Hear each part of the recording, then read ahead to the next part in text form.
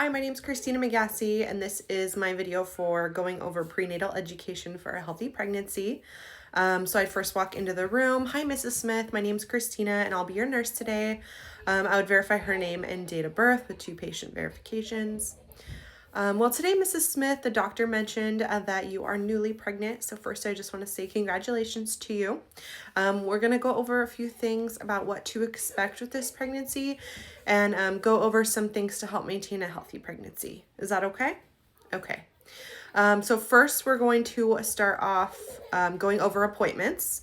So initially you'll have appointments once a month starting at 4 weeks or whenever you find out you're first pregnant. And those monthly appointments will go up until you're 28 weeks.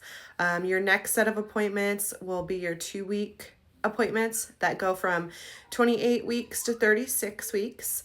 And then finally, you will have weekly appointments from 36 weeks until your delivery. At these appointments, we will take blood pressure, your weight at each of these appointments, and we'll also measure the fundal height and also check the baby's heart rate with a Doppler. For your very first appointment, it will be pretty in-depth. We'll go over family history, medical history, any previous pregnancies.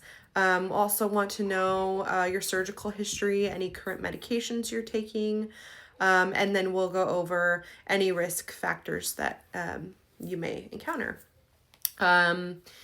They will also determine your estimated due date by your last menstrual period. We will get your blood pressure, your height, and your weight. We will also perform a complete physical, including a pelvic exam, a pap smear, and an STD screening. We will also screen for hepatitis B, syphilis, and rubella. We will also draw some blood to figure out your blood type and also to see if you're a positive or negative Rh factor. And then depending on how far along you are, the doctor may or may not do an ultrasound.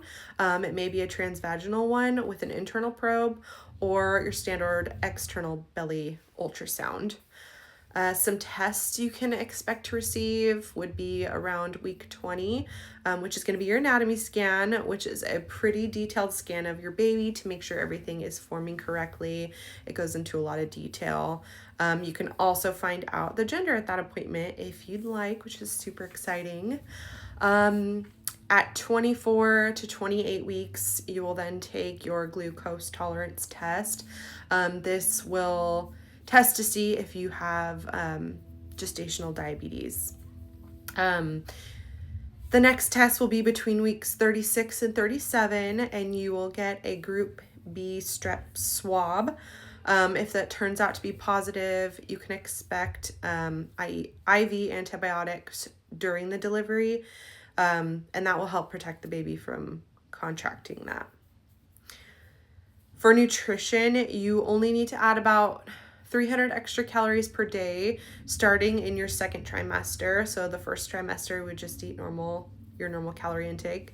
Once you reach your third trimester, you'll want to add more calories. So you want to make sure you have good nutrients and you're getting your vitamins that you and baby both need within the calories needed. This would be a good balance of protein, chicken, fish, beans. As for carbohydrates, we like to see whole grains like whole wheat, quinoa, oats, along with fruits and vegetables, especially any dark green leafy vegetables. Those will be really good for your pregnancy. You can also include a good balance of healthy fats like avocado, nuts, seeds, olive oil. Also include dairy, which obviously would be milk, cheese, and yogurt. You do want to avoid unpasteurized dairy as well as undercooked meats or eggs, and also avoid alcohol. Some supplements and vitamins you can take is going to be folic acid, 600 micrograms a day. This helps develop the baby's neural tube, which turns into the brain and the spinal cord, which is very important. You can also find this in leafy greens and fortified foods as well. Another supplement you want to pay attention to is iron. This would help the red blood cells transport oxygen to your baby. Another one is going to be calcium and vitamin D. These help strengthen your bones for you and baby. The doctor may recommend a once a day prenatal vitamin. This will help supplement a good dietary intake along with your healthy diet. Hydration is also another important factor, and we recommend at least 3 liters of water per day during pregnancy. As for exercise, we recommend 150 minutes of exercise, light to moderate exercise per day, like walking, swimming, prenatal yoga. These can also ease discomfort like back pain and also improve heart health.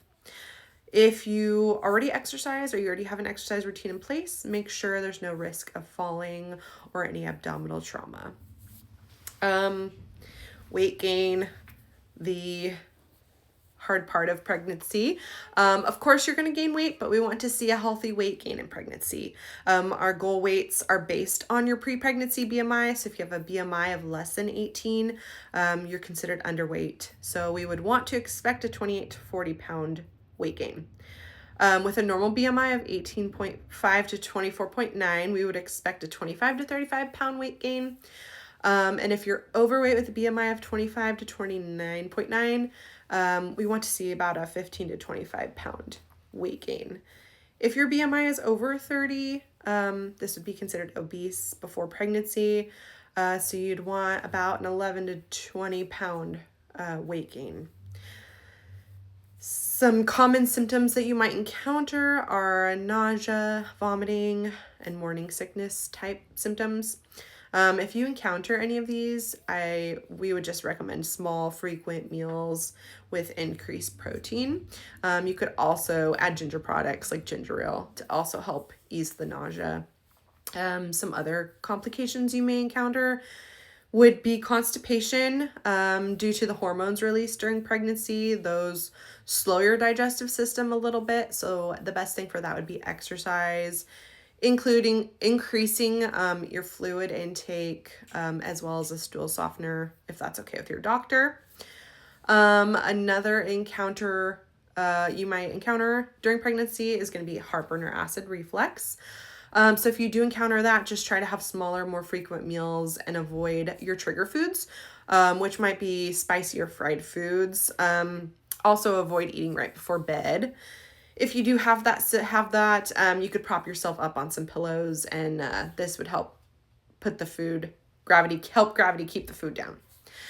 Some warning signs that would prompt you to call your provider immediately would be severe abdominal pain. This could be a sign of miscarriage, ectopic pregnancy, or placental abruption. It could also be a sign of an unrelated pregnancy issue, like maybe your gallstone or an appendix. Also, if you notice any swelling in your hands or your feet or your face, any changes in vision like blurriness, dark spots, headaches, especially a very severe headache, these are signs of preeclampsia, which could require you to be checked out. And finally, if you notice any vaginal bleeding, sometimes this can be normal, light vaginal bleeding, signs of pregnancy, but it could be something serious like a miscarriage, placental complications. So definitely give your doctor a call and get checked out if you have severe vaginal bleeding. I know that was a lot to take in, but that's all I have for you. If you have any questions, feel free to reach out, and we are looking forward to this new journey with you.